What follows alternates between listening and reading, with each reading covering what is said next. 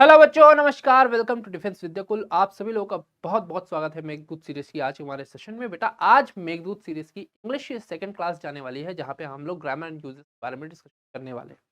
और आज हम लोग वो कॉन्सेप्ट्स देखेंगे जो एग्जाम के पर्सपेक्टिव से इंपॉर्टेंट होने वाले हैं और आपके एएफओस में बहुत ज्यादा आपको हेल्प करने वाले हैं एएफओस के एग्जाम को क्रैक करने के लिए और बाकी सारे कॉम्पिटेटिव एग्जाम्स के इंग्लिश को कवर करने के लिए। तो ग्रामर एंड यूजेस के बारे में जब हम डिस्कशन करते हैं तो असल में हम लोग बात क्या कर रहे होते हैं, सबसे पहले उसको देखेंगे। इससे पहले कि मैं अपने सेशन को स्टार्ट करूं, मैं आप सभी लोगों का बहुत बहुत स्वागत करता हूं हमारे आज के सेशन में, हमारे चैनल पे और हमारी सीरीज में। और आप सभी लोगों से ये मेरी रिक्वेस्ट है कि इससे पहले कि मैं आपके सेशन को आगे बढ़ाऊं, आप सभी लोग इस सेशन को लाइक करिए, शेयर करिए। और जो भी बच्चे नए हैं, आप सभी लोग एक बार इस चैनल को सब्सक्राइब करके हमारे साथ जुड़ जाइए, ताकि हम ऐसे ही और इन्फॉर्मेटिव वीडियोस आप सभी लोगों के लिए रेगुलर बेसिस पे पब्लिश करते रहें और हमारी वीडियोस आप तक पहुंचती रहे, ताकि आप अपने एग्जाम को बहुत इजीली क्रैक कर सके हमारे साथ जुड़ करके। चलो भाई, तो अब स्टार्ट कर लेते हैं आज का हमारा टॉपिक और देखते हैं कि हम किस तरीके से आगे बढ़ने वाले हैं। तो भाई, सबसे पहले हम लोग ग्रामर के बारे में बात करते हैं। ग्रामर असल में होती क्या है? देखो, ग्रामर असल में है क्या? तो ग्रामर है बेटा लैंग्वेज का सिस्टमैटिक अरेंजमेंट। ठीक है, क्या होता है? किसी भी लैंग्वेज का systematic arrangement of language, systematic arrangement of words. ठीक है, सिस्टमैटिक अरेंजमेंट। तो सिस्टमैटिक हम लोग क्या लिखते हैं? सिस्टमैटिक लिखते हैं, सिस्टमैटिक अरेंजमेंट, है ना?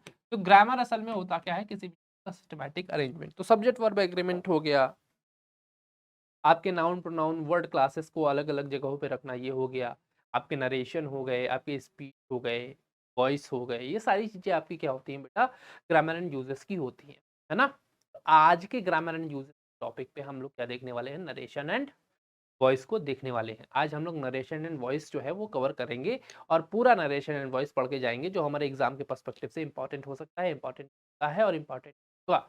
तो आइए स्टार्ट करते हैं अपने आज के टॉपिक को। हम देखेंगे कि किस तरीके से हमें नरेशन को और वॉइस को पढ़ना होता है और किस तरीके से हम इसके लिए इसके रिगार्डिंग जो है इंपॉर्टेंट जो है वो याद कर सकते हैं, ताकि हम एग्जाम में इससे क्वेश्चंस कर पाए। क्योंकि नरेशन का और वॉइस का जो वेटेज है वो हर एक कॉम्पिटेटिव एग्जाम में हमेशा ही रहा है, आगे भी रहता रहेगा। और आप सभी लोगों के लिए इंपॉर्टेंट होगा कि आप नरेशन और वॉइस जो है वो अच्छे से कवर करके एग्जाम हॉल में जाएं। ठीक है, तो आ जाओ, अपने टॉपिक को स्टार्ट करेंगे। ठीक है, देखो, सबसे पहले हम लोग नरेशन की बात करते हैं। बच्चों, नरेशन होता क्या है? नरेशन हम कहते हैं ऐसे टॉपिक को जहां पे हम लोग नरेट कर रहे होते हैं, स्टोरी सुना रहे होते हैं, कोई मैसेज पास कर रहे होते हैं। Art of conveying any message और स्टोरी टेलिंग, स्टोरी टेलिंग। ठीक है, या तो आप कोई कहानी बता रहे होते हैं या तो आप कोई मैसेज पास कर रहे होते हैं। ये ओवरऑल कॉन्सेप्ट आपको देखने को मिलता है, यही होता है आपका क्या? यही होता है आपका बेटा नरेशन, है ना? नरेट करने का मतलब क्या है? ओवरऑल स्टोरी सुनाना, स्टोरी बताना या फिर कोई न्यूज किसी के बारे में बताना। अब जब आप कोई स्टोरी सुना रहे होते हैं तो वो 3 पर्सन्स के अकॉर्डिंग चलती है। जैसा कि आप लोगों ने प्रोनाउंस पढ़ा हुआ है और प्रोनाउन में आप लोगों ने पर्सनल प्रोनाउन देखा है, तो पर्सनल प्रोनाउन में डिस्कशन यही हम लोगों ने किया था कि भाई 3 पर्सन्स होते हैं। एक होता है फर्स्ट, एक होता है सेकंड और तीसरा होता है आपका थर्ड पर्सन। फर्स्ट पर्सन जो बोल रहा होता है, वक्ता होता है। सेकंड पर्सन जो श्रोता होता है, और वक्ता हमेशा खुद को आई और वी से डिनोट करता है। श्रोता को हमेशा यू से डिनोट किया जाता है, जो कि सेकंड पर्सन होता है। थर्ड पर्सन हमेशा ही, हिम, हिज, ये सारे आपके डिनोट करते हैं। तो भैया, फर्स्ट पर्सन, सेकंड पर्सन और थर्ड पर्सन में क्या डिफरेंस है? फर्स्ट पर्सन हमेशा बोलता है, वो व्यक्त करता है, नरेट कर रहा होता है। वहीं अगर मैं बात करूं सेकंड पर्सन की, तो वो सुनता है, वर्ड्स को रिसीव कर रहा होता है।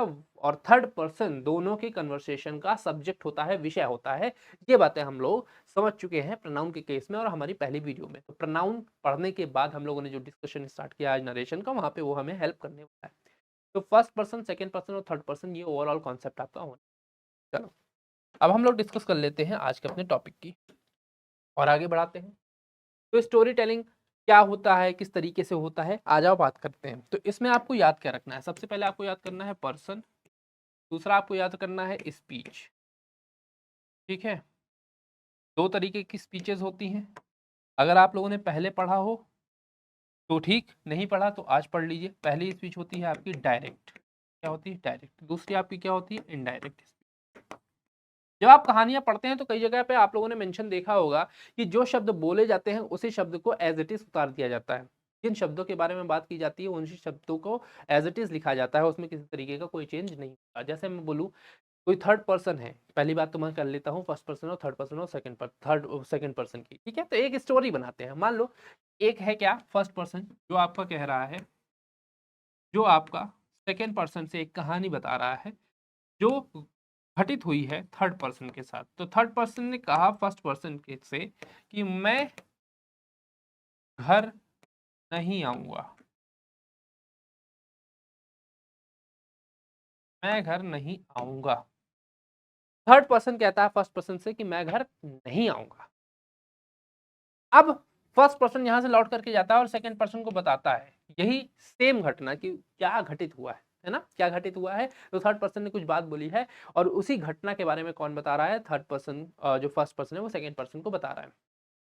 अब भाई एक बात बताओ, फर्स्ट पर्सन और सेकंड पर्सन जब हम इसके बारे में बात करते हैं तो आपको समझ में आएगा कि फर्स्ट पर्सन, सेकंड पर्सन और थर्ड पर्सन का क्या रोल यहाँ पे होने वाला है। जब फर्स्ट पर्सन सेकंड पर्सन से बताता है तो वो दो तरीके से इस बात को बता सकता है। पहली बात तो ये कहता है कि उसने बोला है कि मैं नहीं आऊंगा, है ना? यानी जो शब्द यहाँ पे थर्ड पर्सन ने बोले हैं वो एज इट इज यहाँ पे उतार करके फर्स्ट पर्सन सेकंड पर्सन को बता दे। तो उसने क्या बोला कि मैं नहीं आऊंगा। या फिर वो ऐसा काम करे कि उसने बोला है कि वह नहीं आएगा, ये मैसेज पास किया जाए। दोनों ही तरीके जो हैं आपके नरेशन के होते हैं, वैलिड होते हैं, बस इनके स्पीचेस अलग-अलग हैं। अलग होने का कारण क्या है? सबसे पहली बात ये कि जब फर्स्ट पर्सन सेकंड पर्सन को बोलता है कि मैं घर नहीं आऊँगा, तो वहाँ पे सेकंड पर्सन कन्फ्यूज़ हो सकता है कि मैं बोला है, तो यानी ये अपनी बात कर रहा है या किसी और की बात कर रहा है ना? इसीलिए डायरेक्ट स्पीच और इनडायरेक्ट स्पीच का जो है फंक्शन आपको देखने को मिलता है। तो डायरेक्ट स्पीच में दिक्कत ये होती थी कि जब भी डायरेक्ट स्पीच हम लोग बोलते थे, यूज करते थे, तो डायरेक्ट स्पीच के जो शब्द होते थे वो एज इट इज वैसे ही होते थे जिस जैसे कि थर्ड पर्सन ने बोले हों, है ना? इसका मतलब क्या होता है? थर्ड पर्सन ने बोला है वैसा ही उतार दिया, तो बाकी सुनने वाले जो लोग हैं, सेकंड पर्सन के जो लोग हैं, वो सब क्या होंगे? कंफ्यूज हो जाएंगे कि हम बात किसकी कर रहे हैं। सब्जेक्ट चेंज होने का खतरा होता था और सब्जेक्ट चेंज होने का खतरे का मतलब यह है कि अर्थ का अनर्थ जो है वो डिलीवर होने वाला है। इसीलिए इस पूरे के पूरे फॉर्मेट को हमने क्या किया? चेंज किया मेरे बच्चे। और फॉर्मेट को चेंज करके हमने क्या किया? डायरेक्ट और इनडायरेक्ट का कॉन्सेप्ट लेकर के आए कि कोई भी बात या तो आप डायरेक्टली बताएंगे या तो आप इनडायरेक्टली बताएंगे। ठीक है? इनडायरेक्ट बताने का मतलब क्या होता है कि जो शब्द है उन शब्दों को बदल दिया। अब आप लोग जानते हैं कि हमारे घर में ऐसी चाची, बुआ, ताई होती हैं जो कि पंचायत करना जानती हैं। अब पंचायत करने वाले लोग क्या काम करते हैं? मिर्च मसाला लगाते हैं। मिर्च मसाला कैसे लगाते हैं? शब्दों में थोड़ा सा बदलाव करते हैं, है ना? बोला कुछ और गया और बताया कुछ और गया। तो शब्दों में बदलाव करने का जो ओवरऑल कॉन्सेप्ट है ना, यही इनडायरेक्ट स्पीच है। इनडायरेक्ट और डायरेक्ट का अंतर क्या है? डायरेक्ट मतलब क्या है? डायरेक्ट जो बोला गया एज इट इज, है ना? साफ साफ लिखो, डायरेक्ट मतलब एज इट इज। इनडायरेक्ट मतलब इनडायरेक्ट विद मॉडिफिकेशन। इसका मतलब क्या? With modified words. क्या है? विद मॉडिफाइड वर्ड्स, यानी शब्दों में बदलाव किया जाएगा। अब इन शब्दों का बदलाव होता कैसे है? इन शब्दों का बदलाव होता है प्रोनाउंस से। जो प्रोनाउंस होते हैं बेसिकली वही चेंज होते हैं फर्स्ट पर्सन, सेकंड पर्सन और थर्ड पर्सन के। ठीक है? कैसे चेंज होते हैं उसी नियम के बारे में हम लोग समझ लेंगे और हमारी सारी समस्याओं का हल हो जाएगा। सारी समस्याओं का हल कैसे होगा? आ जाओ देख लेते हैं। आ जाओ, सबसे पहले तो हम लोग पढ़ेंगे सन रूल।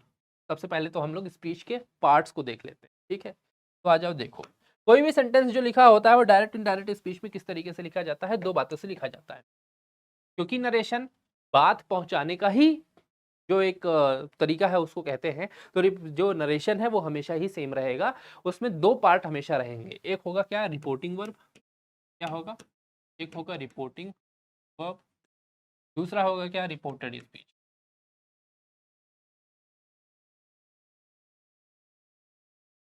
ठीक, इसका एग्जांपल लिखूं, बताता हूं अभी। ठीक है, फिलहाल देखो रिपोर्टिंग वर्ब और रिपोर्टेड स्पीच में क्या अंतर होता है। देखो, दोनों वर्ड को समझो। यहाँ पे एक लिखा है रिपोर्टिंग, यानी कर रहा है, रिपोर्ट कर रहा है। ऐसी क्रिया जो रिपोर्ट करने का काम कर रही है उसको हम क्या कहते हैं? रिपोर्टिंग वर्ब कहते हैं। और ऐसी क्रिया जो रिपोर्ट हो रही है, यानी स्पीच, ऐसी चीजें जो रिपोर्ट हो चुकी है या हो रही है या की गई है, उसको रिपोर्टेड कहते हैं। यानी जो बात कन्वे करनी है वो रिपोर्टेड स्पीच हो जाएगी, और जिसके द्वारा कन्वे की जाएगी, जिसके द्वारा वो बात बताई जाएगी, उसी को हम रिपोर्टिंग वर्ब कहेंगे। ये मान करके आपको चलना है ना। तो रिपोर्टिंग वर्ब जैसे आप लिखते हैं, तो रिपोर्टिंग वर्ब में आपने जैसे लिखा ही सेड, क्या कहा, मैं यहाँ पे लिखता हूँ I will go to the school today.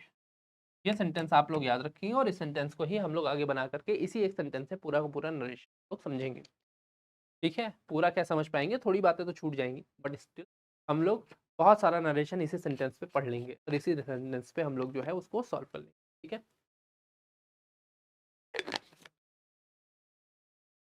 आ जाओ देखते हैं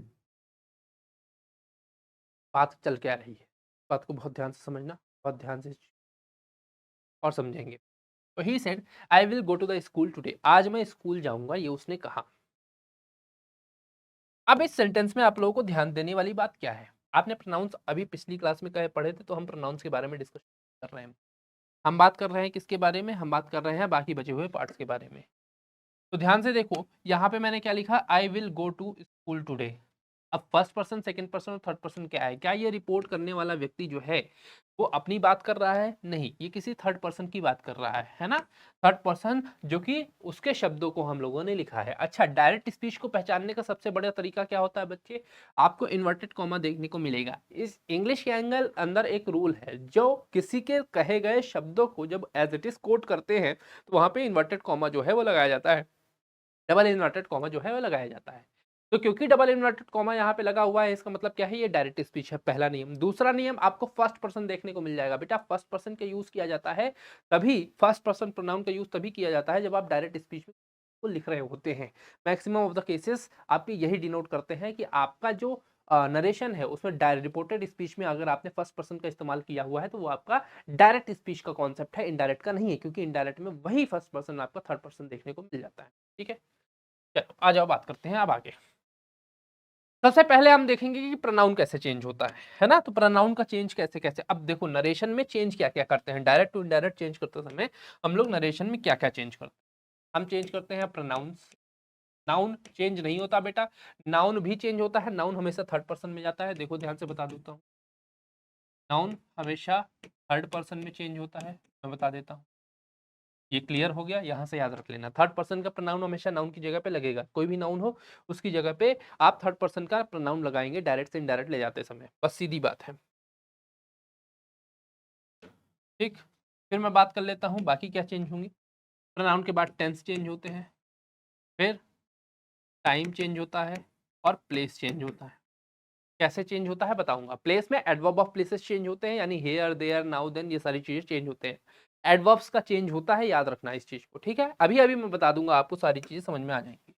तो सबसे ज्यादा इंपॉर्टेंट है आपको ये समझना कि प्रोनाउन जो है वो कैसे चेंज होते हैं, है ना। मॉडल्स भी इसमें चेंज होते हैं, कैसे चेंज होंगे मैं आपको अभी सीधे सीधे सब कुछ बताने वाला हूँ। प्रोनाउन को चेंज करना बहुत आसान है, लेकिन बहुत ही ज्यादा जरूरी भी है। तो सबसे पहले हम रूल पढ़ेंगे प्रोनाउन का, प्रोनाउन को किस तरीके से चेंज किया जाता है। तो एक रूल लगता है बेटा, सन रूल, बहुत कॉमन सा रूल है, बहुत बचपन से बच्चों को पढ़ाया जाता है। अगर आप यूपी बिहार से हैं और यूपी बिहार बोर्ड के इंग्लिश को पढ़ते हैं, तो आप लोगों को ये मालूम होगा कि सन रूल एक इंपॉर्टेंट रूल है, जो नरेशन के लिए बहुत इंपॉर्टेंट होता है, और आपको बहुत ही अच्छे से आना जरूरी है अगर आप सन रूल को फॉलो करते हैं तो भैया मतलब नरेशन को फॉलो करते हैं। तो सन रूल असल में होता क्या है, तो सबसे पहले आप लोगों को क्या करना है, सन लिखना है, उसके नीचे 1 2 और 3 करना है। अब इसमें सब, ये जो आपका सब्जेक्ट ऑब्जेक्ट और नो चेंज। तो सन का मतलब क्या है बच्चे, सभी लोग लिखेंगे। सन का मतलब है, एस मतलब सब्जेक्ट, ओ मतलब ऑब्जेक्ट, और एन मतलब नो चेंज। क्या है, नो चेंज। वन मतलब फर्स्ट पर्सन, टू मतलब सेकेंड पर्सन, थ्री मतलब थर्ड पर्सन, है ना। ध्यान से देखो आप सभी लोग, है ना। आप सभी लोग ध्यान से देखिए मैं क्या बताने की कोशिश कर रहा हूँ। देखो सन रूल ये बताता है कि जब भी आप कोई नरेशन का प्रोनाउन चेंज करते हैं तो जो रिपोर्टेड वर्ब, अब मैं बता देता हूं यहाँ पे, ठीक है, यहाँ पे रिपोर्टेड स्पीच लिखते हैं RS, यहाँ पे RV लिखिए, क्या लिखेंगे, RV लिखेंगे, RV, और इसको नोट करेंगे, ठीक है। तो मैं कह रहा हूं कि जब भी आप प्रोनाउन का चेंज करेंगे, किसका चेंज करेंगे बच्चे, प्रोनाउन का चेंज करेंगे, तो जो आपका रिपोर्टेड स्पीच क्या है, रिपोर्टेड स्पीच का फर्स्ट पर्सन का प्रोनाउन होगा, क्या होगा, फर्स्ट पर्सन का प्रोनाउन होगा, वो रिपोर्टिंग वर्ब के सब्जेक्ट के अकॉर्डिंग चेंज होगा, है ना। क्या लिखा है ध्यान से देखो, सन रूल क्या कहता है, सन रूल कहता है कि रिपोर्टिंग स्पीच का फर्स्ट पर्सन रिपोर्टिंग वर्ब के सब्जेक्ट के अकॉर्डिंग चेंज। आ जाओ देखते हैं, ये सेंटेंस लिखा है, हमको मालूम है कि आई जो है वो क्या होता है, वो फर्स्ट पर्सन होता है, फर्स्ट पर्सन होता है। सन रूल के अकॉर्डिंग इसको किस हिसाब से चेंज करना है, रिपोर्टेड यानी रिपोर्टिंग वर्ब के किसके हिसाब से, आपके सब्जेक्ट के हिसाब से। सब्जेक्ट कहाँ पे है, ये है सब्जेक्ट। सब्जेक्ट पहचानने का तरीका मैंने आप लोगों को बता दिया है। किसी भी सेंटेंस में सब्जेक्ट या तो नाउन होगा या तो नाउन का इक्विवेलेंट होगा। इक्विवेलेंट कौन कौन सा होता है नाउन का, या तो जेरेंड होता है, या तो आपका इन्फिनेटिव होता है, या तो आपका प्रोनाउन होता है। खैर जेरेंड और इन्फिनेटिव एक अलग कॉन्सेप्ट है, लेकिन आप लोगों को ये याद रखना है कि नाउन या प्रोनाउन यही आपका सब्जेक्ट होता है। तो यहाँ पे प्रोनाउन की आपका ही है, आप इसको पहचान सकते हैं। मुझे ऐसा लगता है कि आप सभी लोग सक्षम है पहचानने में। तो ही क्योंकि इसका प्रोनाउन है तो यही ही उठा करके हम लोग यहाँ पे आई की जगह पे रख देंगे सन रूल के अकॉर्डिंग, और ये आई क्या हो जाएगा, ही में बदल जाएगा। तो प्रोनाउन चेंज करना आप लोगों को इस तरीके से सीखना है। अब मैं बात कर लेता हूं दूसरे बचे हुए पार्ट की। तो सन रूल में बेटा दूसरा आता है ऑब्जेक्ट, तीसरा आता है नो चेंज, ठीक है। सेकंड पर्सन अगर आपको कहीं दिया है, सेकंड पर्सन क्या होता है, वो होता है यू। तो यू किसके हिसाब से चेंज होता है बच्चे, ऑब्जेक्ट के हिसाब से चेंज होता है। अभी फिलहाल के लिए तो यहाँ पे कोई ऑब्जेक्ट नहीं है ना, यहाँ पे कोई ऑब्जेक्ट है ही नहीं। और अगर यहाँ पे कोई ऑब्जेक्ट नहीं है तो यहाँ पे हमको सेकंड पर्सन देखने को भी नहीं मिल रहा है। पर अगर यहाँ पे हम यहाँ पे क्या करते हैं, यहाँ पे हम सेकेंड पर्सन का कोई प्रोनाउन यूज करते आई की जगह, और यहाँ पे कोई ऑब्जेक्ट होता तो हम उसे उसके अकॉर्डिंग पे चेंज करते, उसी के अकॉर्डिंग पे चेंज कर लेते। अच्छा, आपको ये बात याद रखनी है कि अगर आप जब प्रोनाउन है उस प्रोनाउन को सब्जेक्ट की जगह पे रख रहे हैं तो उसको सब्जेक्टिव केस में रखेंगे, और अगर आप उसी प्रोनाउन को ऑब्जेक्ट की जगह पे रख रहे हैं तो ऑब्जेक्टिव केस में रखेंगे, ठीक है। अब ये केस कैसे रखना है ये आपको रूल याद रहेगा, क्योंकि मैंने आप लोगों को पहले ही बताया है कि प्रोनाउन सब्जेक्टिव और ऑब्जेक्टिव केस का मतलब ये है कि वर्ब से पहले वाले आया है या वर्ब से बाद में आया है। कोई भी नाउन या प्रोनाउन अगर वर्ब से पहले आया है तो वो सब्जेक्ट है, अगर कोई भी नाउन आपका वर्ब से बाद में आया है तो वो प्रोनाउन है। इस बात को आप लोग याद रखेंगे और इसी बात को आप लोग कॉन्क्रीट पाथवे बनाते हुए इसी पे चलने वाले हैं। तो बात कर लेते हैं अगले कॉन्सेप्ट की। भाई देखो सन रूल के अकॉर्डिंग हम लोग ये समझेंगे कि प्रोनाउन जो आपका चेंज होगा वो किस तरीके से सब चेंज होगा। हमने फर्स्ट पर्सन की बात कर ली, फर्स्ट पर्सन अगर रिपोर्टेड स्पीच का है तो रिपोर्टिंग वर्ब के सब्जेक्ट में बदल जाएगा। अगर सेकंड पर्सन रिपोर्टेड स्पीच का है तो वो रिपोर्टिंग वर्ब के ऑब्जेक्ट में बदल जाएगा। और वहीं अगर मैं बात करूं थर्ड पर्सन की, अगर ये प्रोनाउन थर्ड पर्सन में लिखा हुआ है तो उसमें किसी तरीके का कोई बदलाव करने की जरूरत नहीं है, उसे एज इट इज लिख देते हैं। इसके अलावा मैंने आपको बताया कि अगर कोई नाउन दिया हुआ है तो नाउन को आप किससे बदलेंगे, आप थर्ड पर्सन में बदलेंगे, वहां और कोई नियम आपको फॉलो करने की जरूरत नहीं है। वहां पे आप सिर्फ और सिर्फ क्या करेंगे, सिर्फ और सिर्फ आप थर्ड पर्सन लगा देंगे, ठीक है। चलो आगे चलते हैं अगले कॉन्सेप्ट पे, ठीक है। देखो तो सन रूल के अकॉर्डिंग हमको प्रोनाउन चेंज करना आ जाएगा। इसके आगे क्या है, इसके आगे दो बातें और है, टाइम, प्लेस, है ना। अब देखो टाइम के बारे में मैं बात कर लेता हूं। जैसे हम लिखते हैं नाउ, ये बदल जाता है देन में। हम लिखते हैं टुडे, है ना, एक ही बात करते हैं। हम लोग लिखते हैं टुडे, ये बदल जाता है दैट डे में, है ना। हम लिखते हैं टुनाइट, ये बदल जाता है दैट नाइट, ठीक। और हम लिखते हैं मान लो कि यस्टरडे, ये बदल जाता है प्रीवियस डे। हम बोलते हैं टुमारो, तो इसके दो चेंज होते हैं, या तो द नेक्स्ट डे कर दो, द नेक्स्ट डे, है ना। क्या करते हैं, या तो नेक्स्ट डे कर दो, या तो क्या करेंगे आप, फॉलोइंग डे, फॉलोइंग डे करेंगे, ठीक। फॉलोइंग डे करेंगे। ठीक, ये हो गया। तो समय के लिए इतना आप लोगों को याद रख लेना है। अच्छा, लास्ट एक वर्ड होता है, लास्ट के लिए भी मैं बात कर लेता हूँ। अगर लास्ट आपका कहीं लगा हो तो वहां पे क्या आएगा, प्रीवियस आएगा।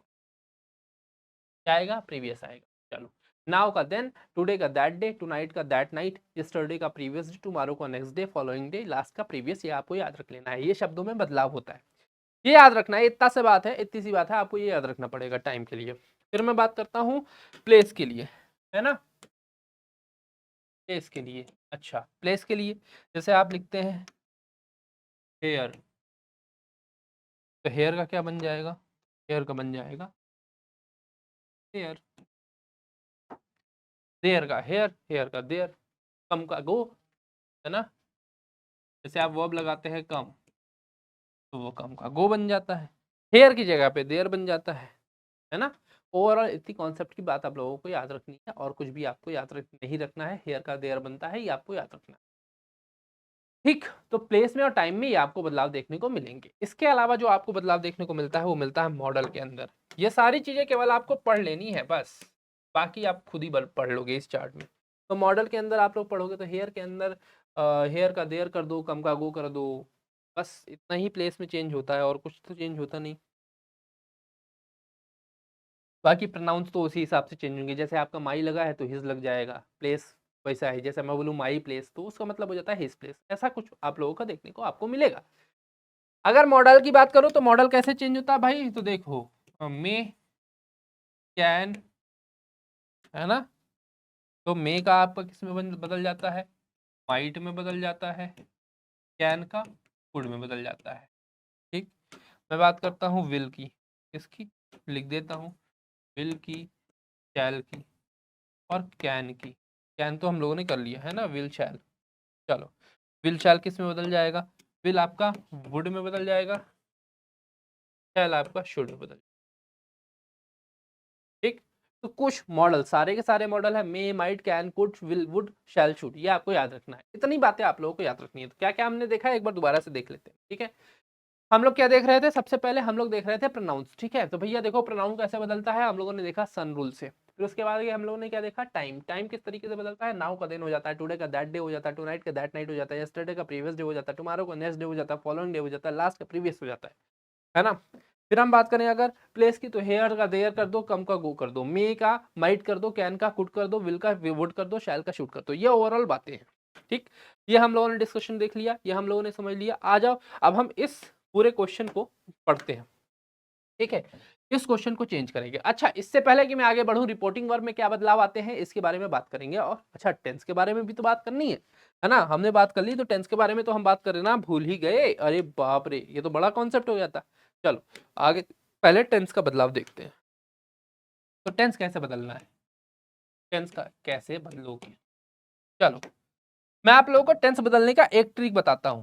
ठीक है, प्रेजेंट के जितने टेंस होंगे, प्रेजेंट के जितने भी टेंस होंगे, उसको आप पास्ट टेंस में बदल दोगे। इसमें बदल दोगे, पास्ट टेंस में बदल दोगे। ठीक है, प्रेजेंट के जितने टेंस होंगे उसको आप प्रेजेंट टेंस में बदल, पास्ट टेंस में बदल दोगे, और पास्ट टेंस के जितने टेंस होंगे उसको आप कैरी फॉरवर्ड कर दोगे। कैसे, जैसे मान लो प्रेजेंट सिंपल टेंस है, तो आप जब टेंस चेंज करोगे तो पास्ट सिंपल हो जाएगा। प्रेजेंट इंडेफिनिट टेंस है, ठीक है, इंडेफिनिट है, उसको आप पास्ट इंडेफिनिट में चेंज करो। लेकिन अगर पास्ट इंडेफिनिट है तो वो बच्चे परफेक्ट टेंस में चेंज होगा। किसमें, परफेक्ट में। मैं आपको एक बात और बता देता हूं, ये टेंस जो है परफेक्ट टेंस में, ठीक है, तो बेटा पास्ट का कॉन्टिन्यूअस में नहीं चेंज होता, परफेक्ट में चेंज होता है। और अगर आपका कहीं पास्ट परफेक्ट दिया हुआ है तो आप किस में चेंज करोगे, पास्ट परफेक्ट कॉन्टिन्यूअस में। ठीक है, एक सेकेंड पानी पी कर बताता हूँ भाई, प्यास बहुत तेज लगी है। ठीक है, कोई भी कहीं जाएगा नहीं। सेशन को जल्दी से लाइक करो, शेयर करो, सब्सक्राइब करो चैनल को, और हम इसी तरीके से आगे बढ़ते रहेंगे। ठीक है भाई, जल्दी से इस सेशन को लाइक करो, शेयर करो, सब्सक्राइब करो आप सभी लोग।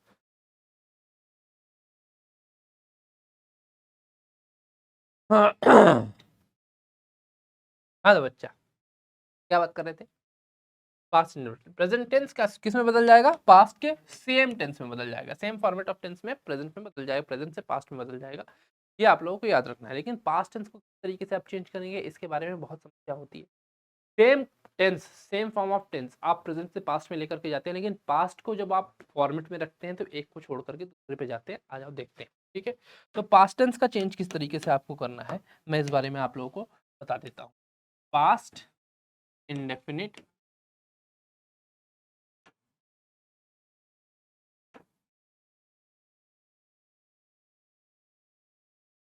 को आप किस में लेके जाएंगे? पास्ट परफेक्ट में लेके जाएंगे, ठीक। पास्ट कॉन्टिन्यूअस को आप पास्ट परफेक्ट कॉन्टिन्यूअस में लेके जाएंगे। और अब इसके बाद मैं बता देता हूं कि पास्ट टेंस में अगर आपका पास्ट कॉन्टिन्यूअस टेंस दिया हुआ है तो पास्ट परफेक्ट कॉन्टिन्यूअस में आप उसको लेकर के चले जाएंगे। लेकिन अगर पास्ट परफेक्ट दिया हुआ है ऑलरेडी और पास्ट परफेक्ट कॉन्टिन्यूअस अगर ऑलरेडी दिया हुआ है तो उसमें किसी तरीके का कोई बदलाव नहीं होता है। तो रिपोर्टेड वर्ब जो होता है वो इन्हीं टेंसेस में आपको देखने को मिलेगा और इन्हीं टेंस में इस तरीके से बदलाव होगा। अब कुछ बच्चों को पूछना होता है, सर क्या आपके फ्यूचर टेंस में ये नहीं आता? बिल्कुल फ्यूचर टेंस में होता है बेटा, सिंपल टेंसेस आते हैं और उनमें मॉडल्स का चेंज करते हैं। जैसे विल का वुड होता है और इस तरीके से आप उसको चेंज करके पास्ट में लेकर के जाते हैं, तो वो बहुत सिंपल है। आपको मॉडल देखने को मिलेगा, मॉडल आपको चेंज करना पड़ेगा। टेंस की कहानी केवल इतनी सी है कि जो भी प्रेजेंट टेंस है तो प्रेजेंट टेंस है, जैसे प्रेजेंट इंडेफिनिट है तो पास्ट इंडेफिनिट कर दो, प्रेजेंट कॉन्टिन्यूअस है पास्ट कॉन्टिन्यूअस कर दो, प्रेजेंट परफेक्ट है पास्ट परफेक्ट कर दो, प्रेजेंट परफेक्ट कॉन्टिन्यूअस है पास्ट परफेक्ट कॉन्टिन्यूअस कर दो। वो सिंपल है, वो सॉर्टेड है। केवल और केवल आपको प्रेजेंट को पास्ट करना है। जो भी टेंस दिया हुआ है उसमें प्रेजेंट अगर दिया है तो प्रेजेंट को पास्ट कर दो, बाकी पूरा टेंस सेम रहेगा। बाकी बचा हुआ क्या केस है? पास्ट इंडेफिनिट की को अगर चेंज करना है तो पास्ट परफेक्ट में करो, पास्ट कॉन्टिन्यूअस को चेंज करना है पास्ट परफेक्ट कॉन्टिन्यूअस को करो। दो ही चेंज होते हैं, पास्ट इंडेफिनिट और पास्ट कॉन्टिन्यूअस। पास्ट परफेक्ट में चेंज हो जाएगा, पास्ट परफेक्ट कॉन्टिन्यूअस में चेंज हो जाएगा। सिंपल सा ये टेंस का चेंज होता है। इसके अलावा और कोई चेंज आपको करने की जरूरत नहीं है। टाइम देख लिया, प्लेस देख लिया हम लोगों ने, और क्या कहते हैं बाकी आपका ये टेंस चेक कर लिया। अब बात कर लेते हैं रिपोर्टिंग वर्ब की। बच्चे रिपोर्टिंग वर्ब जो होती है ना, वो आपकी जब लिखा जाता है तो ही सेज ऐसे लिखते हैं और ही सेड ऐसे लिखते हैं। उसी तरीके से ही सेज टू मी ऐसे लिखते हैं जहां पे ऑब्जेक्ट आ जाता है, और ही सेड टू मी ऐसे लिखते हैं, सेड ऐसे लिखते हैं। ये चार रिपोर्टिंग वर्ब के फॉर्मेट होते हैं। मैं आपको एक बात बता देना चाहता हूं जिसमें ऑब्जेक्ट नहीं होता, जैसे मैं ही सेज और ही सेड की बात कर रहा हूं, इन दोनों में चेंज आता है, चेंज आता है। वही अगर मैं बात करूं ही सेज टू मी और ही सेड टू मी, जहां पे ऑब्जेक्ट आपको लगा हुआ है, तो इन दोनों को जब आप बदलते हैं तो सेज आपका टेल में बदल जाता है, ठीक है, और ही सेड आपका जो है वो टोल्ड में बदल जाता है, टोल्ड में बदल जाता है, बदल जाता है, टेल में बदल जाता है, और ही सेड आपका किस में बदल जाता है? टोल्ड में बदल जाता है। इसको आप याद रखेंगे, बहुत जरूरी है आप सभी लोगों के लिए, है ना। तो टू जो है वो चेंज होता है, से टू आपका चेंज होगा टेल में, और आपका सेट टू जो है वो चेंज होगा टोल्ड में। वहीं अगर मैं से और सेड इसकी बात करूं तो यहाँ पे जब तक ये आपका साथ में ऑब्जेक्ट नहीं लेगा तब तक कोई भी बदलाव इसमें नहीं होगा रिपोर्टिंग वर्ब में, ये आपको याद रखना है। तो क्या सर केवल और केवल यहाँ पे टेल और टोल्ड ही आता है? नहीं बच्चे, अपने इंपरेटिव सेंटेंसेस की फीलिंग्स के अकॉर्डिंग आप इसमें चेंज कर सकते हैं। अगर आपने कोई प्रश्न पूछा है तो इंक्वायर्ड या आस्क्ड आता है, ठीक है, फॉर इंट्रोगेशन है ना, इंट्रोगेटिव। तो क्वेश्चन के लिए क्या आता है बच्चे? सेंटेंस में अगर क्वेश्चन है, क्वेश्चन है उसके लिए आपका आस्क्ड आता है, इंक्वायर्ड आता है, या फिर इंटेरोगेटेड आता है। ये सब आपको याद रखना है। वैसे आस्क्ड आता है सिंपल आपके लेवल पे। अगर मैं बात करूं कि आपका वो पूछा गया है कोई फीलिंग्स इमोशन है, तो इमोशंस के साथ साथ बताए, जैसे प्रेड आता है, प्रेड आता है, विश्ड आता है, या सारे इमोशंस के हिसाब से आते हैं, कज्ड आता है, या ऑप्टेटिव सेंटेंस का आता है ना।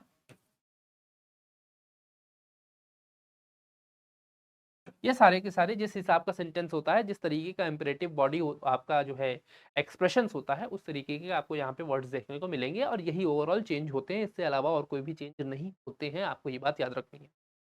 इसके साथ नरेशन खत्म हो गया। नरेशन में जितने रूल थे वो सारे आपको मैंने बता दिए, ठीक है। केवल और केवल ये सारे रूल्स आपको तैयार करने हैं, नरेशन का सारा क्वेश्चन आप कर लोगे। अब इस सेंटेंस को जिसको हमने लिखा था इसको बदल करके देखते हैं। आजा जो भी बात हमने की है उसको देखते हैं। हमने यहाँ पे देखा कि ही सेड लगा हुआ है, सेड को क्या हम बदलेंगे, क्या ऑब्जेक्ट है क्या, नहीं है, नहीं है तो हम इसको नहीं बदलेंगे, तो हम साफ साफ लिख देंगे ही सेड।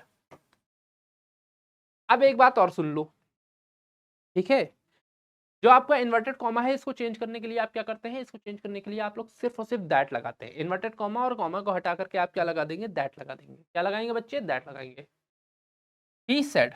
अब यहाँ पे क्योंकि ऑब्जेक्ट नहीं है तो कुछ भी करने की जरूरत नहीं है, हम यहाँ पे क्या करेंगे, सिर्फ और सिर्फ दैट कर देंगे। ये रूल आपको याद रखना है। इन्वर्टेड कॉमा को किस में चेंज करोगे, दैट में चेंज करोगे, ठीक है।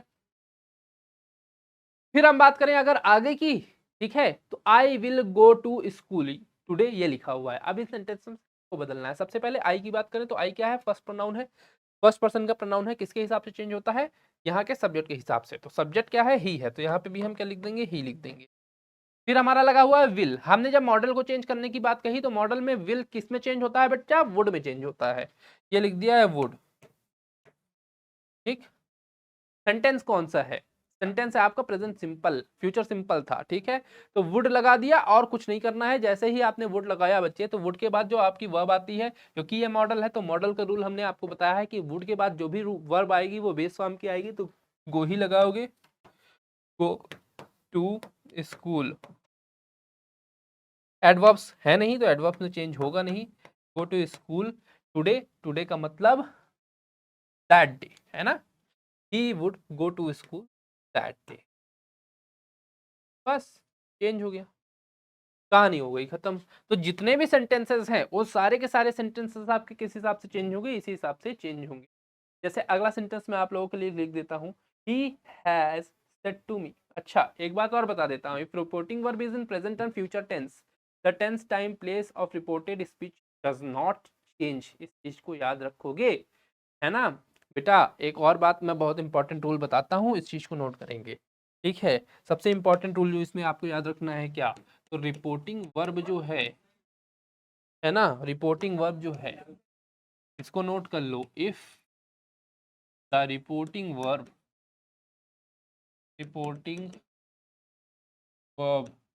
is in, if the reporting verb is in present, the reporting verb is in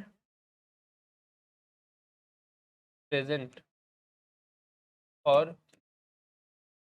future tense। अब रिपोर्टिंग वर्ब या तो प्रेजेंट में है तो फ्यूचर में है। टाइम प्लेस, क्या बोला हमने, टाइम प्लेस, और आपका क्या है, टाइम प्लेस और टेंस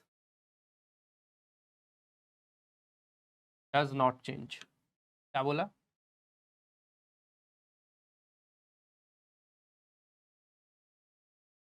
इनमें कोई भी बदलाव नहीं होता है। याद आपको क्या रखना है, if the reporting verb is in present and future tense, अगर reporting verb present and future tense में है तो इसमें कोई भी बदलाव आप नहीं करेंगे। Time place tense does not change, ये कोई भी बदलाव इसमें नहीं आने वाला है। चलो आगे की बात करता हूं। एक और रूल आप सभी लोग याद रखेंगे, है ना। हमने बात की कि जो इन्वर्टेड कॉमा है वो किस में चेंज होता है, inverted commas, inverted comma changes to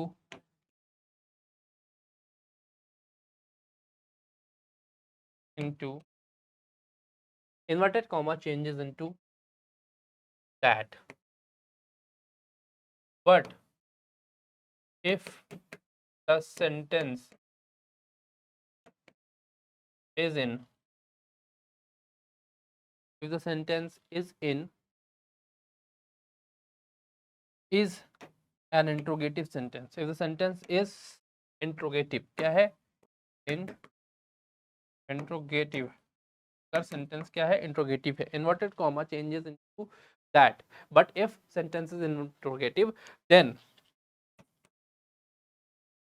दो तरीके के इंट्रोगेटिव सेंटेंस होते हैं, एक होता है ओपन एंडेड, एक होता है क्लोज एंडेड। अब दोनों में अंतर क्या है बच्चे, अच्छा जब आप क्वेश्चन पढ़ते हैं तो क्वेश्चन पढ़ते समय आपको दो तरीके के क्वेश्चन समझ में आते हैं। एक ऐसा क्वेश्चन होता है जो आपका WH फैमिली वर्ड से स्टार्ट होता है, WH फैमिली वर्ड जैसे व्हाट, विच, हु, ये सारे वर्ड्स है ना, जिनके स्टार्टिंग में WH आता है। ये तो डायरेक्ट क्वेश्चंस है ना, इनका मतलब है कि ये क्वेश्चंस हैं ही।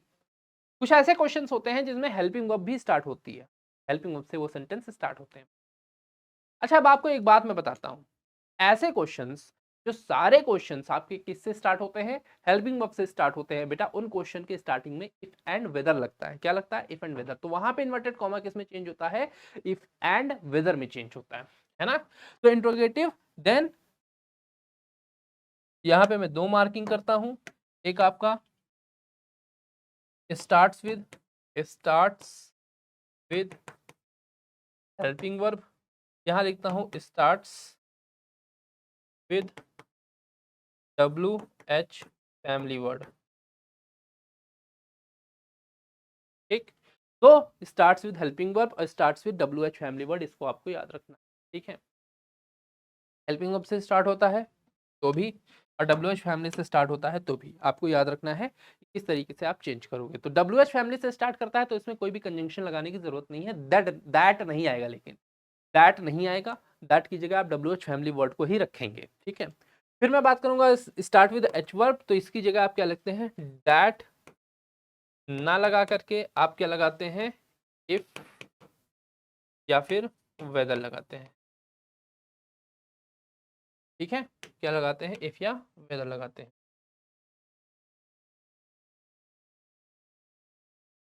और अगर मैं WH फैमिली वर्ड से स्टार्ट करता हूं तो दैट ना लगा के आप क्या लगाते हैं?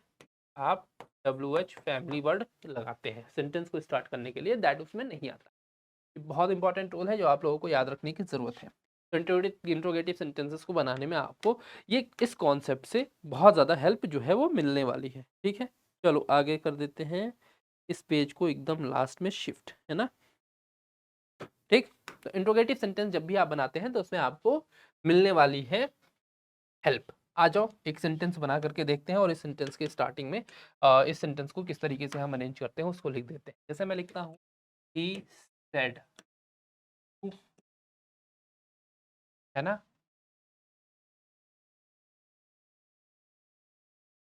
what I what I was doing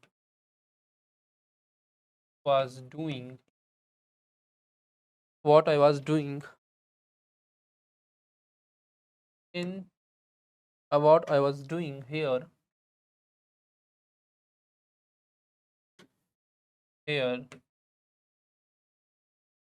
yesterday। ठीक, अब क्या है, आ जाओ देखते हैं इस सेंटेंस को अगर मैं चेंज करूं तो किस तरीके से मुझे चेंज करना पड़ेगा, मैं आपको बताता हूं। देखो ही सेट टू मी लिखा है तो सबसे पहले हम सेट टू मी को चेंज करेंगे। क्यों? क्योंकि सेट टू है, तो सेट टू की जगह क्योंकि यहाँ पे क्वेश्चन है तो क्वेश्चन को हम किस तरीके से चेंज करेंगे बच्चे? हम क्वेश्चन को चेंज करेंगे, इन्वर्टेड कॉमा वहां पे क्लोज होगा, क्वेश्चन मार्क लगेगा, लास्ट में मैं लगा नहीं पाया हूँ क्योंकि वहां पे जगह नहीं है। फिर मैं बात करूं अगर कि है सेट टू मी की, तो इसको आप आस्क्ड में चेंज कर देंगे, है ना, ये हो जाएगा ही आस्क्ड। ठीक है, अब इसकी जगह क्या दैट लगाओगे? क्या नहीं, इंट्रोगेटिव क्वेश्चन है, किससे स्टार्ट हो रहा है बच्चे? WH फैमिली यानी व्हाट से स्टार्ट हो रहा है, तो व्हाट लगा दोगे, है ना। एक सेकेंड,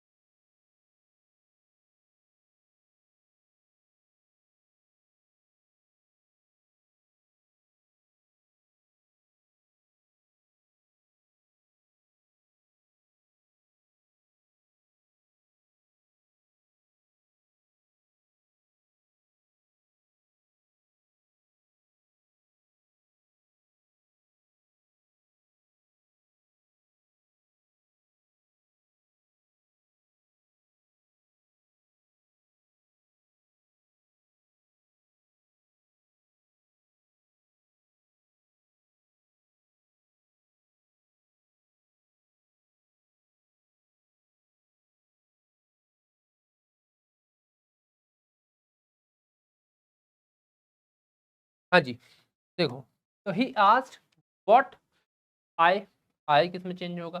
फर्स्ट पर्सन है, फर्स्ट पर्सन किसके हिसाब से चेंज है ना, इसके हिसाब से चेंज। सब्जेक्ट यहाँ पे क्या है? ही के हिसाब से। तो what he was doing he had been doing, he had been doing, had been doing। कैसे लगा? देखो ये कॉन्टिन्यूअस है, वाज डूइंग है ना, कॉन्टिन्यूअस टेंस। पास्ट कॉन्टिन्यूअस मैंने किस में बताया, किस में चेंज होता है बच्चा? पास्ट कॉन्टिन्यूअस चेंज होता है पास्ट परफेक्ट कॉन्टिन्यूअस में। परफेक्ट टेंस है मतलब यहाँ पे हैड लगाओगे, हैड के साथ बीन लगाओगे, बीन के साथ डूइंग लगाओगे। पर पास्ट परफेक्ट कॉन्टिन्यूअस का यही स्ट्रक्चर होता है। तो टेंस हमने चेंज कर दिया, हमने प्रोनाउन चेंज कर दिया। व्हाट को हम व्हाट ही रखेंगे, दैट यहाँ पे लगाएंगे नहीं, क्योंकि वही व्हाट जो है यहाँ पे आपको कंजंक्शन का काम करने वाला है। What he had been doing. Here को हम किस में चेंज करेंगे? देयर में चेंज करेंगे। यस्टरडे को हम किस में चेंज करेंगे? Previous day.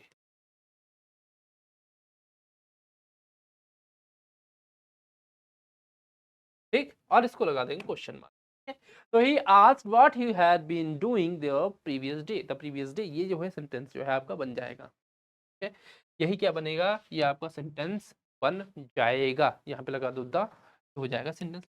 ठीक, ये ओवरऑल जो है ये सेंटेंस आपको देखने को मिलेगा। तो हमने इसमें किस तरीके से चेंज किया बेटा? क्योंकि यहाँ पे हमने व्हाट लगाया हुआ था, व्हाट लगाया था, इसीलिए हमने इस सेंटेंस को व्हाट से चेंज किया। रिपोर्टेड स्पीच को हमने व्हाट से इंट्रोड्यूस किया। बट अगर यही सेंटेंस इंट्रोगेटिव ना होता और डब्ल्यूएच फैमिली का नहीं होता तो हम यहाँ पे दैट लगाते।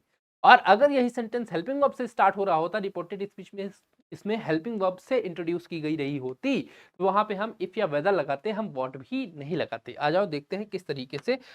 तो हमारा सेंटेंस हो सकता है ही सेड टू मी, क्या कहा? Are you feeling well? Are you feeling well? क्या तुम अच्छा महसूस कर रहे हो? क्वेश्चन हो गया, इंट्रोगेटिव सेंटेंस है, क्वेश्चन मार्क लगा दो। ठीक है, अब इसको चेंज कर दो जल्दी से। क्या चेंज करना है? इस सेट टू को आस्क्ड कर दो कि अच्छा बेटा पूरा सेट टू चेंज होता है, याद रखना। तो टू चेंज होगा तो यहाँ पे टू नहीं आएगा। ही आस्क्ड मी, अब यहाँ पे दैट लगाओगे क्या? नहीं, इफ लगाओगे और ये हेल्पिंग वर्ब चेंज हो जाएगी। ठीक है, हेल्पिंग वर्ब हट जाएगी। इफ यू को आप किस में चेंज करोगे? सेकंड पर्सन को आप ऑब्जेक्ट के हिसाब से चेंज करते हो, है ना। ऑब्जेक्ट क्या है? मी है। मी का सब्जेक्टिव केस, मी ऑब्जेक्टिव केस में होता है, लेकिन यहाँ पे ये सब्जेक्ट में बनेगा तो सब्जेक्ट की केस में आ जाएगा आई। इफ आई, ठीक है, फीलिंग विल, है ना। अब ये कौन सा सेंटेंस है? आर यू फीलिंग वेल, ये आपका कॉन्टिन्यूअस टेंस बन रहा है ना प्रेजेंट का, क्योंकि आर जो है हेल्पिंग वर्ब लगी हुई है, साथ में क्या लगा हुआ है?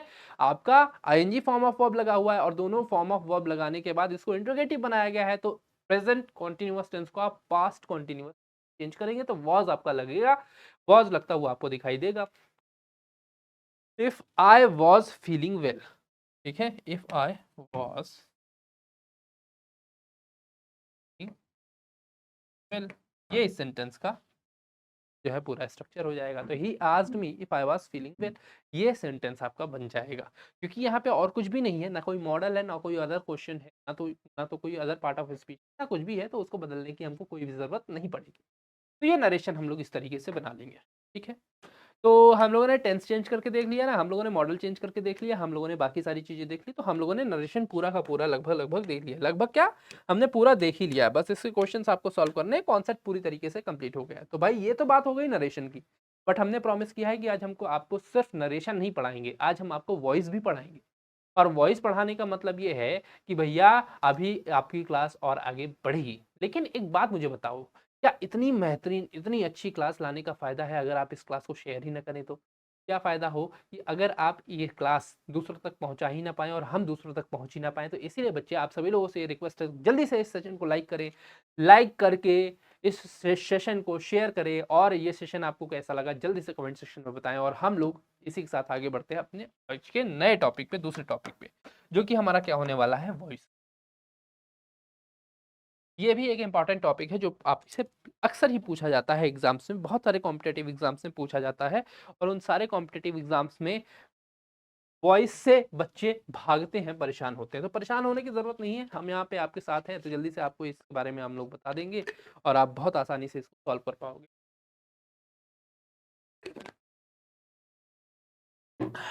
आ जाओ स्टार्ट करते हैं। बच्चे देखो, वॉइस जो है ये क्या है, किस तरीके से यूज होता है, आ जाओ इसके बारे में हम डिस्कशन लेंगे। वॉइस जो होता है वो होता है वाच्य। क्या होता है? वाच्य। ठीक है, आप किस तरीके से बोलते हैं, किस तरीके से आप सब्जेक्ट और ऑब्जेक्ट को डिनोट करते हैं, यही वॉइस है। दो तरीके की वॉइसेस होती हैं, एक होता है एक्ट, क्या होता है? एक्ट। दूसरा होता है पैसिव, क्या होता है? पैसिव। एक्टिव वॉइस और पैसिव। ठीक। अब बच्चे, एक्टिव वॉइस और पैसिव वॉइस का मतलब क्या है? एक्टिव वॉइस और पैसिव वॉइस का मतलब ये है कि सब्जेक्ट का ऑब्जेक्ट के साथ और ऑब्जेक्ट के साथ सब्जेक्ट का कैसा रिलेशन है, इसको हमको दर्शाना है। वॉइस आप लोगों ने बचपन से पढ़ी होगी, आप लोगों को समझ में आ गया होगा कि वॉइस असल में होता क्या है बच्चे, इतना सबको मालूम है। देखो ओवरऑल एक एग्जांपल देता हूँ।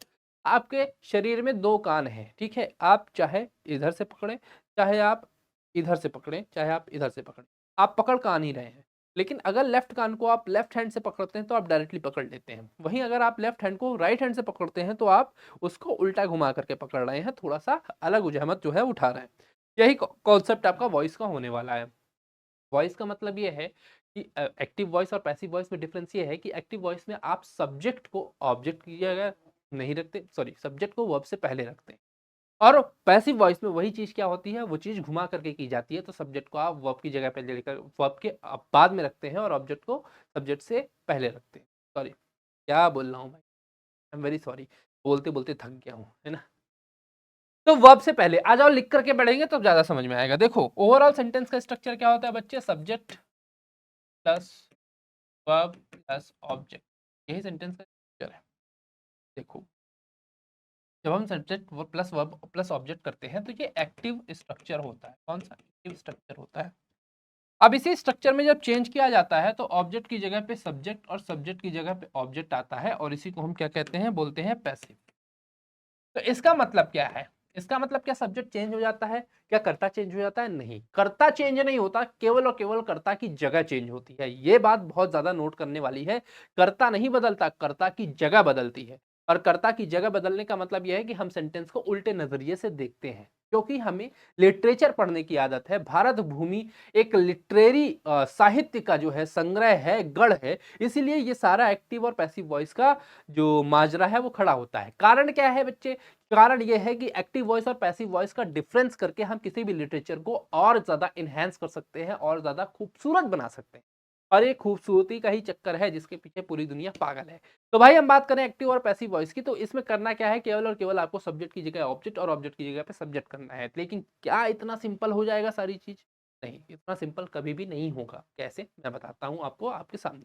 देखो, एक फॉर्मूला आप लोगों को नोट करना है। इस फॉर्मूले को अगर आप पढ़ लेते हैं तो आपको वॉइस में कभी कोई दिक्कत नहीं आएगी। सबसे पहली बात तो ये कि इसमें वर्ब की थर्ड फॉर्म यूज होगी एक्टिव से पैसिव चेंज करते समय। याद रखना, जब एक्टिव से पैसिव जाता है तो क्या क्या बदलता है, किस तरीके से बदलता है, ये आपको चेंज करना है। ठीक है, जैसे मैं अगर स्ट्रक्चर लिखता हूं, subject plus verb plus object, ये आपका क्या है? एक्टिव वॉइस है।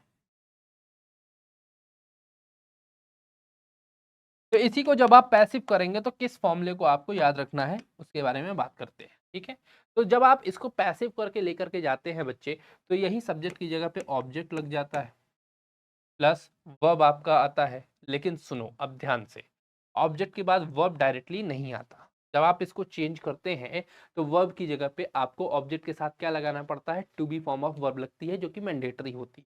क्या होती है? मैंडेटरी होती है। अब to be form of verb क्या होती है बच्चा? मैंने आप लोगों को बताया is, am, are, was, were, be, been, being, ये सारी चीजें क्या हैं? ये सारे वर्ब्स आपके to be form of verb होते हैं। बट इनमें से कौन सी वर्ब लगाओगे? इनमें से वर्ब उसी फॉर्म की लगाओगे जिस फॉर्म की आपकी एक्टिव वॉइस में क्या है?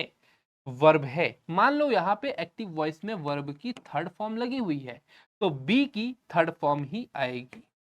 बी की थर्ड फॉर्म आएगी, और बी की फॉर्म ऑफ वर्ब आना कंपलसरी है, ये आकर के रहेगा। ठीक है, अगर एक्टिव वॉइस में मेन वर्ब सेकेंड फॉर्म की दी हुई है तो यहाँ पे बी की सेकेंड फॉर्म लगाओगे। अगर एक्टिव वॉइस में main verb fourth form, ING form, या फिर हम कहते हैं जिसको एसईआईएस की फॉर्म दी हुई है, तो बी की भी एसईआईएस फॉर्म लगाओगे। तो ओवरऑल बी की फॉर्म जो है वो फॉलो करती है जो आपकी एक्टिव वॉइस की मेन वर्ब है उसको। ठीक, तो इसको आप याद रखेंगे। तो यहाँ पे to be form of verb लगेगा, वो किसके हिसाब से लगेगा? मेन वर्ब के हिसाब से लगेगा। ठीक, ये बी फॉर्म लग गया। फिर उसके बाद क्या लगोगे? इसके जस्ट बाद आप वर्ब की थर्ड फॉर्म में बदलाओगे। ठीक है। अब पैसिव वॉइस का जो मेन वर्ब होता है वो हमेशा वर्ब की थर्ड फॉर्म में होता है, ठीक है। फिर इसके आगे आप क्या लगाओगे, सब्जेक्ट लगा दोगे और ये सेंटेंस आपका एक्टिव से पैसिव वॉइस में कन्वर्ट हो जाएगा।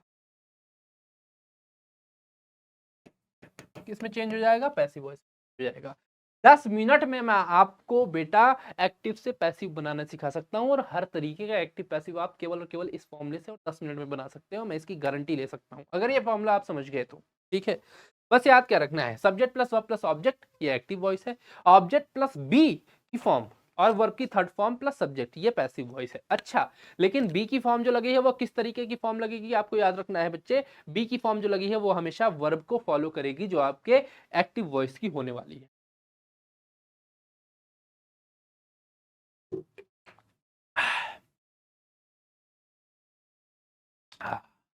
देखो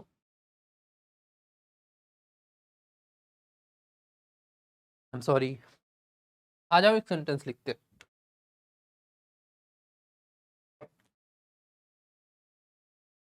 He was reading a book. He was reading a book. कैसे बनाओगे, आ जाओ फॉर्मूले को रखते हैं। क्या पढ़ा जा रहा है, बुक।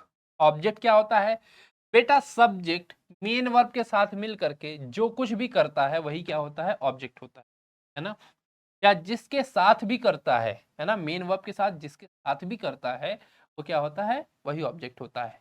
इसका प्रभाव जिस पे पड़ेगा वही ऑब्जेक्ट होगा, सिंपल सा यही concept. He was reading a book, वो क्या कर रहा था, एक किताब पढ़ रहा था। वो कौन सी किताब पढ़ रहा था, कैसी किताब पढ़ रहा था, इससे फर्क नहीं पड़ रहा है। ऑब्जेक्ट क्या है हमारा, अ बुक है। मेन वर्ब हमारा यहाँ पे है, हेल्पिंग वर्ब हमारा यहाँ पे है और यहाँ पे हम रखते हैं सब्जेक्ट। सबसे पहला काम हमको जो करना है वो पैसिव वॉइस में ले जाते समय क्या करना है, सब्जेक्ट की जगह ऑब्जेक्ट को करना है, ऑब्जेक्ट की जगह सब्जेक्ट को। सबसे पहले हम लिखेंगे अ बुक। क्या लिखेंगे अ बुक, ठीक। फिर हमने क्या बताया बच्चे, फिर हमने बताया कि हमको लगाना है क्या, to be form of verb. लेकिन एक बात हमने आपको बतानी यहाँ पे मुनासिब समझी कि भैया इस सेंटेंस में आप लोग अगर स्ट्रक्चर देखोगे तो यहाँ पे ऑलरेडी एक हेल्पिंग वर्ब है। अच्छा, बी क्या होता है, बी आपका हेल्पिंग वर्ब होता है, बट यहाँ पे ऑलरेडी हेल्पिंग वर्ब है। तो मैं आपको इस फॉर्मूले में एक एडिशन कर देना चाहता हूँ कि जब भी आप to be form of verb लगाते हो और वहां पे कोई आता है हेल्पिंग वर्ब, तो हेल्पिंग वर्ब बी और ऑब्जेक्ट के बीच में ही आएगा, उसके बाद नहीं आएगा, ठीक। तो क्योंकि यहाँ पे हेल्पिंग वर्ब आया है तो इससे पहले कि हम बी फॉर्म ऑफ वर्ब लगाएं, हम इस हेल्पिंग वर्ब को एज इट इज उतार लेंगे। तो यहाँ पे आ गया है वॉज, अ बुक वॉज।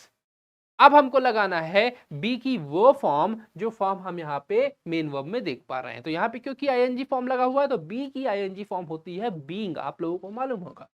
ये हो गया बीइंग, है ना, क्या हो गया, बीइंग। अब बीइंग के बाद हमको क्या लगाना है, रीडिंग। रीडिंग की जगह हम क्या लगाएंगे, वॉज बीइंग, वर्ब की थर्ड फॉर्म जो होती है रेड।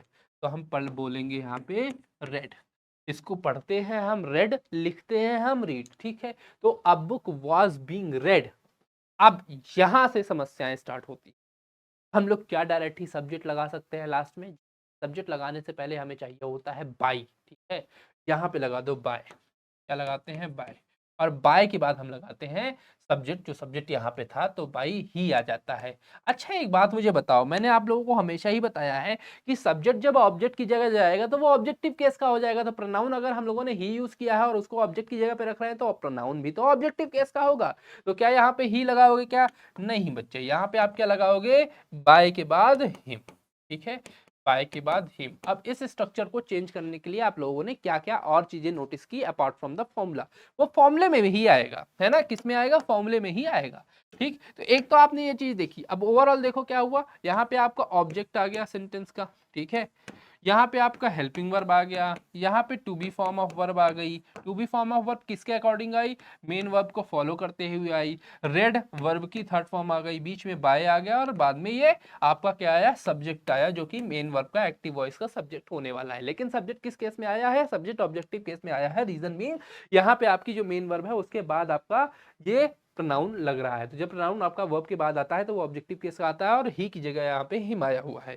अब आप ध्यान से यहाँ पे देखेंगे जो हम लोगों ने फॉर्मूला देखा है, फॉर्मूला दिया हुआ है, उस फॉर्मूले को आप पढ़ें, object plus be plus verb की थर्ड फॉर्म प्लस सब्जेक्ट। इस सब्जेक्ट में थोड़ा सा आप चेंज कर लें, यहाँ पे सिर्फ और सिर्फ आप ये लिख लीजिए कि भैया प्लस बाय प्लस सब्जेक्ट। ठीक, इसके अलावा आपके सेंटेंस में हो सकता है कि हेल्पिंग वर्ब आ जाए और हो सकता है कि मॉडल आ जाए, यही दो चीजें आपकी ऐड होती हैं। तो हेल्पिंग वर्ब और मॉडल जब आता है तो वो बी और ऑब्जेक्ट के बीच में आता है, इसी के बीच में आप क्या लिखोगे, हेल्पिंग वर्ब लिखोगे और मॉडल्स लिखोगे, और इस फॉर्मूले के ऊपर आपका पूरा का पूरा सारा का सारा क्वेश्चन जो एक्टिव पैसिव वॉइस का होता है वो सॉल्व हो जाएगा। कोई भी क्वेश्चन उठा करके देख लो। आ जाओ एक सेंटेंस और एग्जांपल में देखेंगे, अगर जैसे ही हम उस सेंटेंस को करेंगे तो हमारा एक्टिव पैसिव वॉइस वाला कॉन्सेप्ट जो है वो क्लियर हो जाएगा। देखो मैं लिखता हूँ, क्या लिखूं,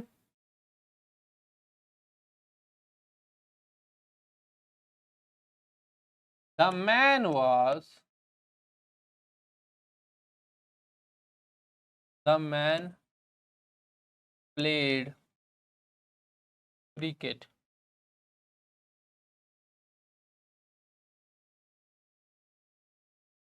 है ना, द मैन प्लेड क्रिकेट। अब इसमें सेंटेंस कैसे आते हैं, दिक्कत ये होती है कंजंक्शन लगा करके सेंटेंस को लंबा कर देते हैं।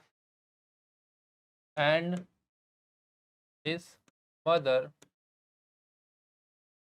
was was feeling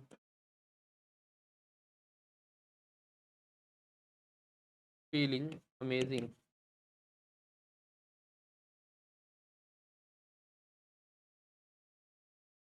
ठीक, अब इसमें एक बात बताता हूं मैं,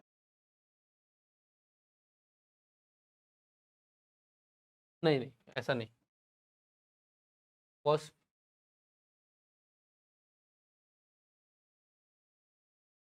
was watching the match,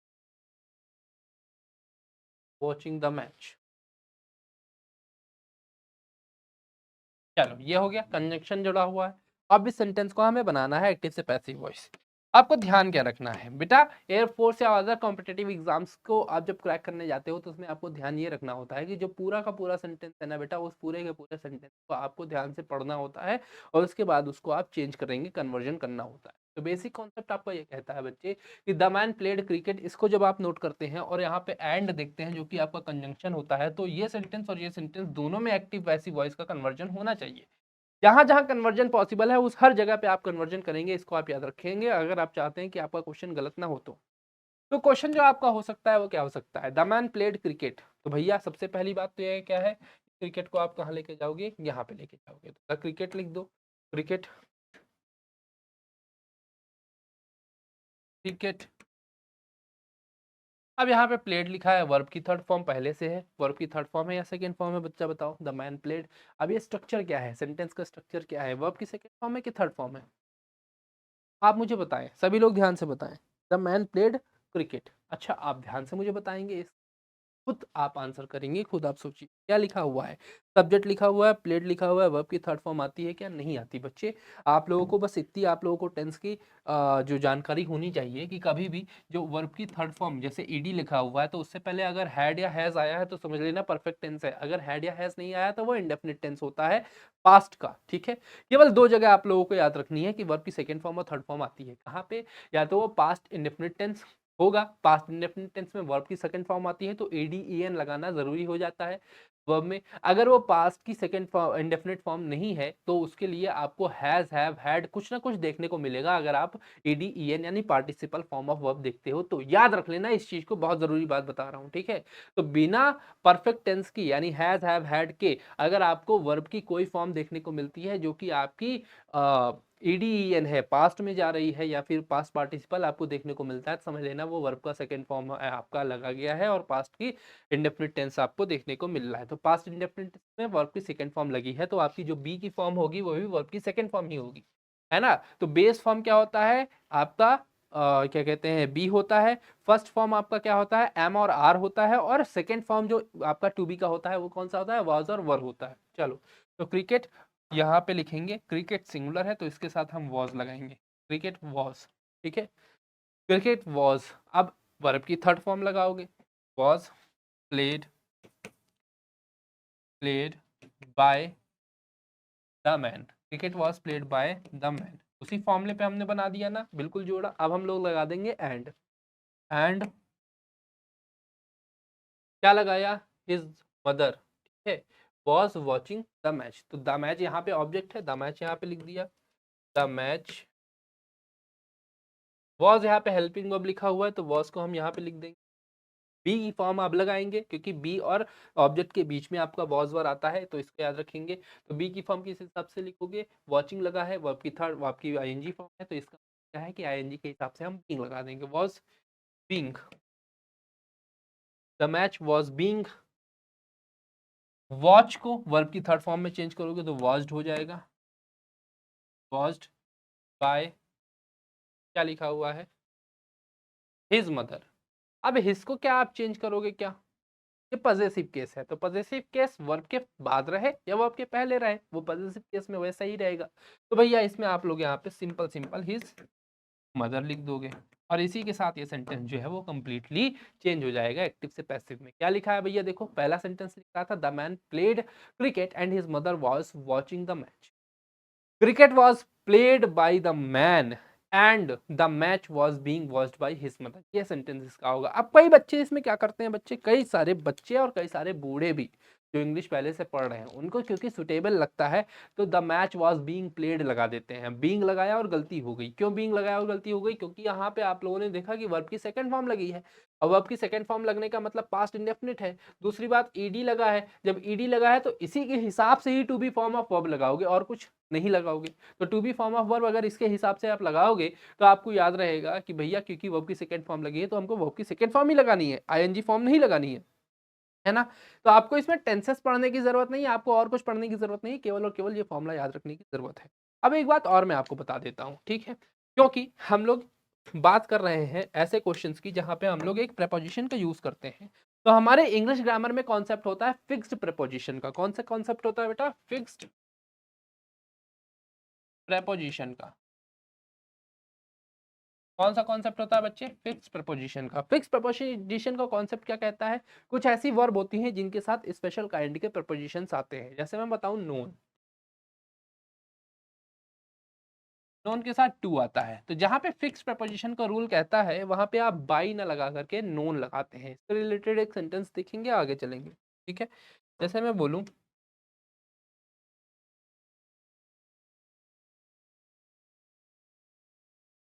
मैं लिखता हूं रमेश, बहुत सिंपल सा, नोज मी, है ना, ये सेंटेंस लिखा।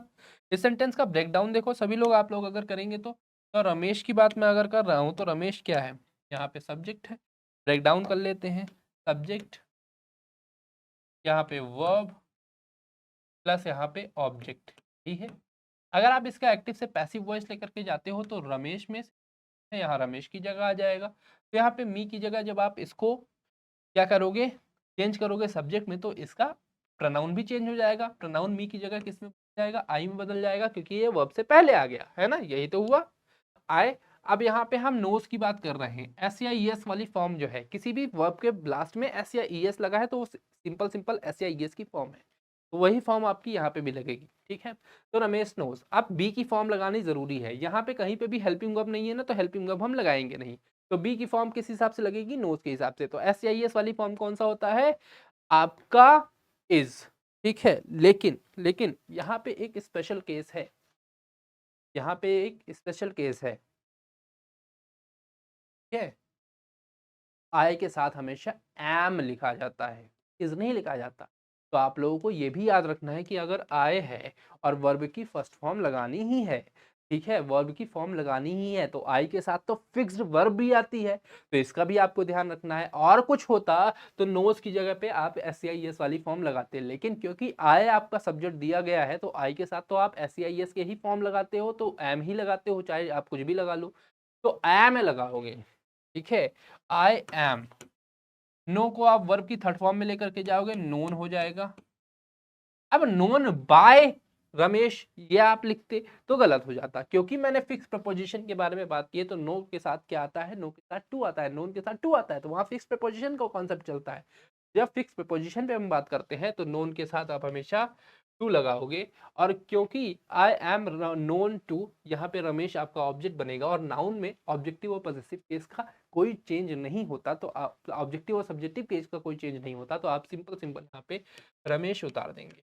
और इसी के साथ आपका ये सेंटेंस एक्टिव से पैसिव में चेंज हो जाएगा, और आपको पता चल जाएगा कि भैया ये देखो इस फॉर्मूले पे चलते हुए आप सारी की सारी चीजें कर सकते हैं। तो फिक्स्ड प्रीपोजिशन वाले जो वर्ड्स हैं उनको आप लोगों को याद रखना पड़ेगा, उनको आप लोगों को प्रिपेयर करना पड़ेगा। अगर वो आपके प्रिपेयर हैं तो आपको पूरी तरीके से इस पूरे के पूरे कॉन्सेप्ट को सॉल्व कर सकते हो। तो भैया ये थी हमारी क्लास जो कि जिसमें हम लोगों ने नरेशन और वॉइस दोनों पढ़े। अब आप लोग मुझे बताइए कि क्या नरेशन और वॉइस में आप लोगों को कोई दिक्कत है इन फॉर्मूले पे और उस पूरे के पूरे सिस्टम पे जो हमने देखा है। नरेशन और वॉइस बहुत आसानी से हो जाएगा, चाहे जितना बड़ा क्वेश्चन लेकर के आओ सब उसी फॉर्मूले से हो जाए। ठीक है, तो इस क्लास को अब हम यहीं पे एंड करते हैं। आई होप कि आप सभी लोगों ने इस पूरे टॉपिक को समझा होगा, पढ़ा होगा, इस वीडियो को आप लोगों ने बेहतर तरीके से देखा होगा। तो भाई अगर देखा है तो इस वीडियो को लाइक करो और आगे पहुंचा दो और लोगों तक, ताकि और भी बच्चे इस वीडियो का फायदा उठा सकें और साथ ही साथ हमारी जो फैमिली है और वो बड़ी हो सके। ठीक है, इसी के साथ हम इस क्लास को एंड करते हैं, मिलेंगे नेक्स्ट क्लास में, तब तक के लिए bye bye, Ram Ram and Jai Hind. आप सभी लोग को बहुत सारी शुभ